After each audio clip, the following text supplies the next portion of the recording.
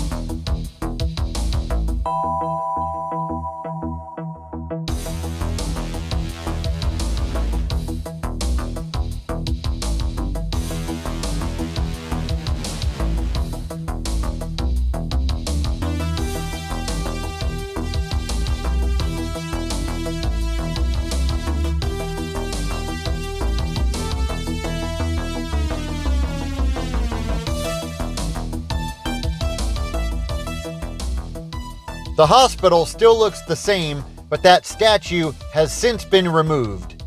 This is, of course, the hospital that McCauley goes to steal the ambulance that they're going to use in the armored truck heist. We next see Chris, supposedly in Arizona, purchasing explosives for the heist. That was actually filmed at Quincat, and this entire property has since been demolished and rebuilt. Now they have multiple yards here, but this one matches up pretty close to the one that we see behind Chris. Now, like I said, this entire property has been demolished, so this is a brand new building, but according to the employees, this is pretty much where that building was, where we see him purchasing the supplies. And they did confirm that Heat was filmed here. Where this WSS now is, this is where the small burger stand was, where Waingro is trying to get a refill on his beverage, and that's when he sees Michael in the truck, which would have been right here. You can see this shopping center across the street as he's approaching the truck. Now, all the businesses in this shopping center have changed. However, the shopping center itself and that wall are still the same. And this is the view that you get when Waingro's climbing up into the truck. However, that bench and fence have been changed.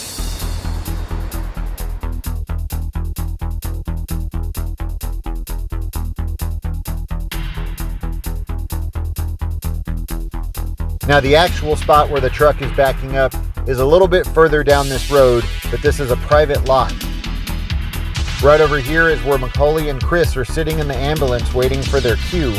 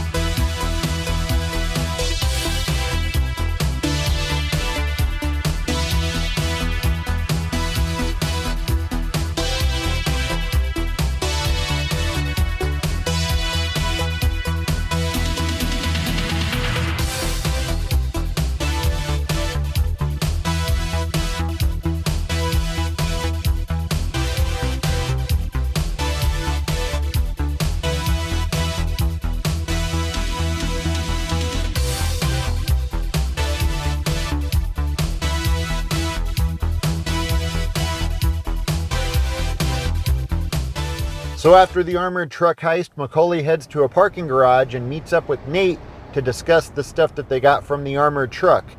And they were standing right here. Kind of. I'll explain in a second. Now, the view of downtown Los Angeles has changed quite a bit. They've put up quite a few buildings since the movie was filmed. Now, in the movie, they're obviously on the 9th floor, and you probably noticed that I'm on the 7th floor, and that's because I walked all the way up to the 7th floor, and there's now a gate that's locked. You can't go any further, and I don't know if you can see it, but there's actually barbed wire in between the 7th and 8th floor, and I tried walking up the ramp, but there's a security guard over there, and when I tried talking to him, he just bit my head off and said, "It's private property." So we are in the right place. We're just 2 floors down. Meanwhile, the rest of the crew sits down and has a nice meal together, because what else are you going to do after killing a bunch of people during an armored truck robbery? That takes place here at Bob's Big Boy Broiler in Downey. Of course, at the time, it was Johnny's Broiler. And we get a shot looking through the window of everybody sitting at the table together. Kind of hard to get that same shot during the day with the reflection from the sun, but roughly they were sitting right about here. Then McCauley, after finishing his meeting with Nate, walks into the restaurant through the back door. He then takes a seat at this booth right next to Waingro before grabbing his head and slamming it into the table. The entire crew then gets up and goes outside to go kill Waingro, and they come out of the back door right here. They're then walking down the path underneath the carport. McCauley then drags Waingro over to a car that Trejo already has set up with plastic, and he's got Waingro down on the ground about to kill him, and that was right here is where the car was parked. And right when McCauley is about to kill Waingro, they notice a police car driving by, and so they pause. And you can see this building right behind the police car. And as it goes just a little bit further, you can see just a bit of the dealership. Of course, the police car ends up making a U-turn and taking off. But while they were focused on the police car, Waingro escaped, and now they don't know where he is. So the entire parking lot was full of semi-trucks, and they're running around looking underneath the semi-trucks. And just to give you a better idea, right over there is the restaurant. This is where the car was parked, where they were going to kill him. And then right out here, they had this all full of semi-trucks, and this is where they were running around looking for him. Now that last shot with McCauley staring into the quiet neighborhood, that's right here. Those houses over there still look the same. However, of course, the Johnny's Broiler mascot was not there at the time. Also, this Jiffy Lube was not here at the time. Nestled in the San Fernando Valley, this was Chris's house, and we only see it for a brief moment. When he comes home and he gets into a fight with his wife and then storms out, he backs out of the driveway, and we get a shot looking down the street like this. The camera then turns as he speeds past his house, and that's when we see it.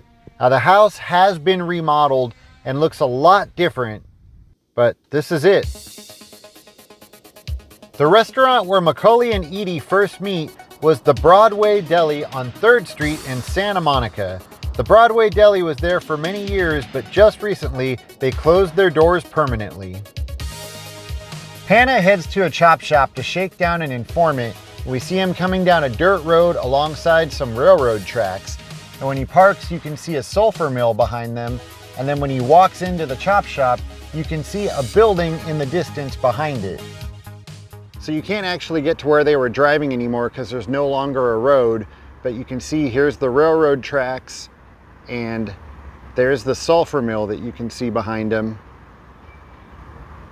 And then there's that building that you can see behind the chop shop.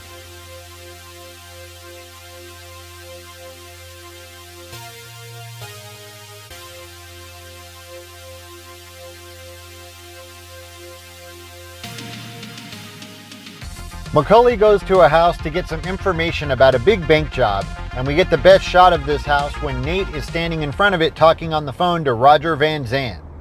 Up this long driveway, past the no trespassing signs, is that house. Unfortunately, there's not too much you can see from down here on the street, but if we walk right down here, we get a very similar shot to the one that we get at the top of the driveway when Nate and McCauley are talking by the car. You can see the freeway with those two bridges. Now the house has changed quite a bit, but notice that utility pole. You can see that when Nate's standing in front of the house. So what's now this large grassy field, that's where Nate was standing talking on the phone. We see Donald Breeden getting dropped off at his new job fresh out of jail. He's being dropped off behind a diner. That was actually the backside of Bob's Big Boy in Burbank, California. And we see the interiors of this Bob's Big Boy a bit later in the movie. McCauley's talking on a payphone when he notices Chris's wife coming out of a motel room with another guy. Hey, it's Mo the bartender. And this is the shot that we get of that motel. They come walking out of that room right up there and down those steps. And this is the Tangerine Motel in Burbank.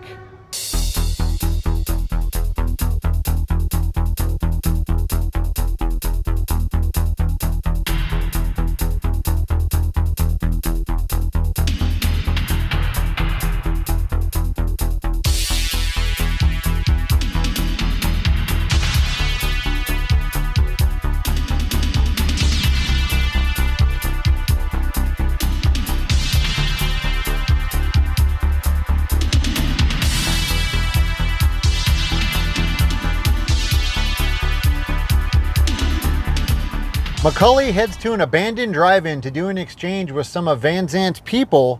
And right here is where that drive-in used to be, the Centinela Drive-In. Since then, this entire area has been demolished and apartments and offices have been put up in its place. There are a couple of times in that scene where you can see some apartments next door, and I do believe these are those apartment buildings. Pretty sure they have the same roof line. So probably the only thing still hanging around from when that drive-in was here. McCauley and his crew go out to a restaurant and have a nice meal with their families, while Hanna and his crew are across the street spying on them. Now this restaurant right behind me is the Ivy, formerly Zen Zero, hopefully I'm pronouncing that right, and it's largely believed that that scene was filmed right here. You can even see when they walk out of the restaurant, there's a valet sign that says Zen Zero. Now I do believe that the interiors were filmed here, however, I'm about 99% sure that the exteriors were filmed somewhere completely different. Nothing at this location matches up with what you see in the movie. I spent a lot of time trying to figure out where those exteriors were filmed in. I just wasn't able to pinpoint it. I think it was filmed somewhere in downtown Los Angeles. But like I said, I'm about 99% sure that it was not filmed here. Interiors, yes. Exteriors, no. Now, if anybody has information and proof about where those exteriors were filmed, let me know. Hanna gets called to a murder scene at a shady motel. You see his car pull up right in front of the pool area. Right now I'm standing where that pool area used to be. Hanna's car would have been right out there in the street.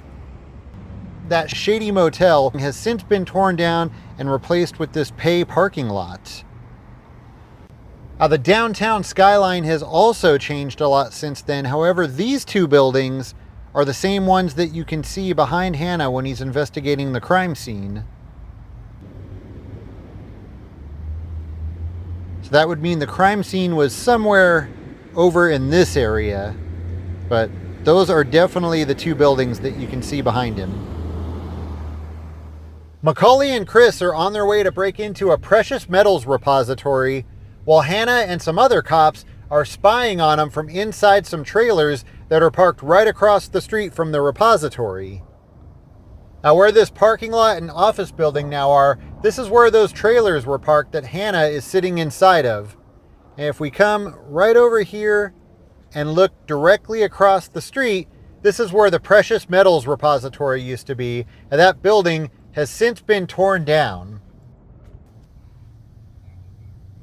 But when Hanna gets out of the trailer, you can see the precious metals building to the left, and then you can see another building directly behind him. Now that building is still there. You can recognize all the windows. You can even see this utility pole in that shot.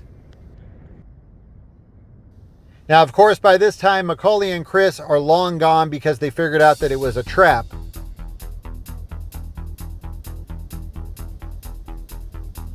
McCauley and the gang get together to discuss the big bank job, and that meeting takes place in some sort of power plant. That was filmed here at California Edison in Torrance. Now, of course, it's closed to the public, but you can see that it looks very similar to what we see in the movie. McCauley and his crew have another meeting in a shipping yard while the cops are spying on him from on top of some large tanks. After McCauley leaves, the cops come walking down from the tank and Hanna is waiting for him at the bottom. Notice that number on the tank, 120002. This is that tank that they were on top of. Hanna was waiting right there and the cops come walking down those stairs. So McCauley sets up a trap so that he can get photos of the cops that have been tailing his crew. And when he's taking the pictures of the cops, they were standing somewhere right out here in this yard. And the way that you can tell is that there's two buildings that you can see behind the cops. One of them is that building right there. And then the other one is that building.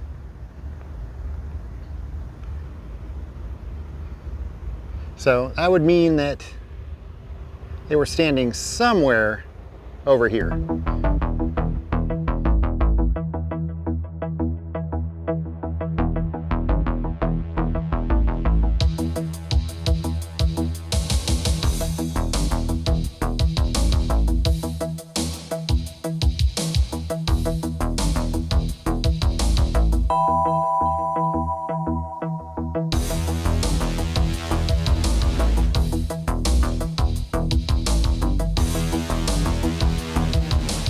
So after Hanna chases down McCauley on the freeway, they sit down and have a couple of drinks together.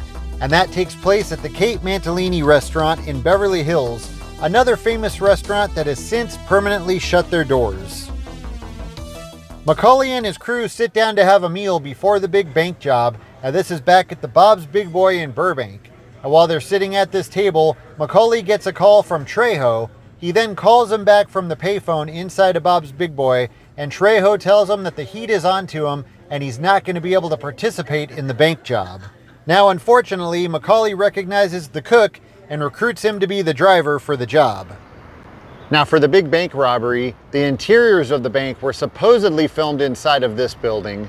Unfortunately, they're not too into letting people film inside during business hours, but you can see a lot of these buildings in the background looking out of the windows of the bank.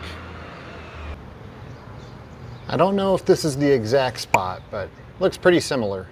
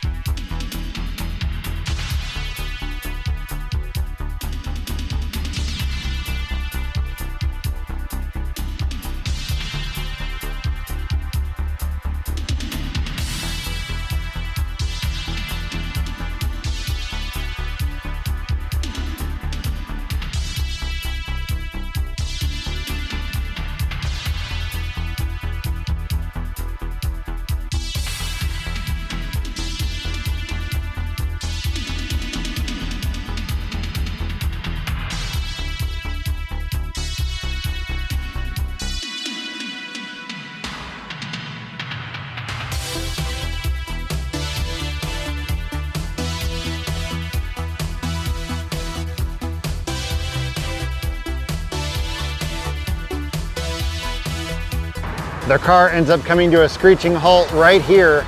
And what's funny is there's still a construction sign in the very same place all these years later.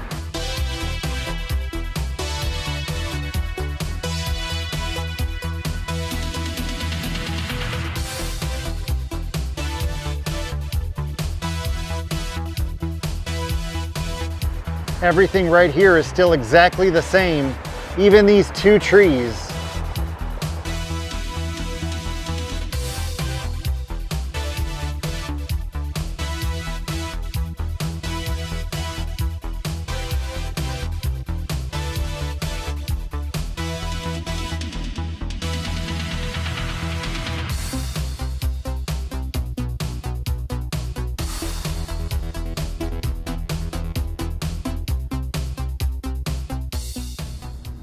This terrifying house right here is where Trejo lived.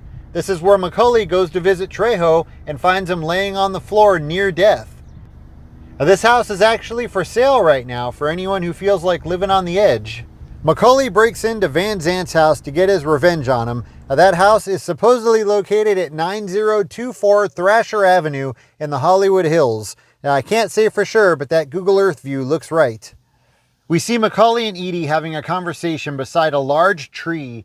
He's telling her that she can leave if she wants to, but he wants her to come with him because he wants to make his life worthwhile, and it just doesn't seem worth living without her. That takes place right here in Pacific Palisades. They were standing right next to this tree. In the close-up shots of them talking, you can see this post and this fence behind them. So they would have been standing right over here. There's the tree that you see in the first shot. The view that they had is now blocked, but if we come right over here, you can see this is the view that they had when they were standing there talking, and pretty wild view from up here. Chris goes to pick up his wife, but when he spots her on the balcony, she gives him a hand signal letting him know that the cops are there and that it's a setup. So he gets back in his car and takes off before being stopped at the end of the block by the cops.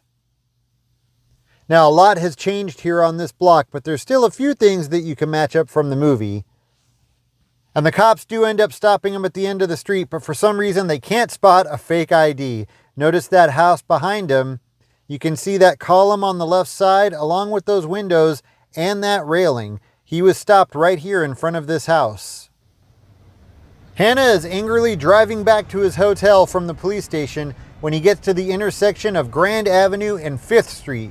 Now, that's when he kicks the TV out of the passenger side of his car and then proceeds down Grand Avenue, leaving people at the bus stop a little bit confused.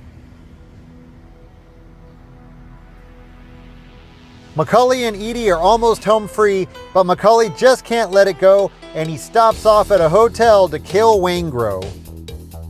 McCauley drives down the side of the hotel before parking next to that fence. Now, this building on the right side was not here at the time. He tells Edie that he'll be right back and then heads into the hotel through a service entrance. Hanna's flying over the hotel when he notices a commotion and decides to land the helicopter in an empty field right next door. Where that parking garage now is, that was the empty field where he lands the helicopter, and the Hilton is the hotel that Waingro was staying at. We see crowds of people rushing away from the hotel, coming out of the front entrance and moving past the side where Edie is waiting in the car. Now, not much has changed here on the front of the hotel. Right down there is where Edie was waiting for McCauley.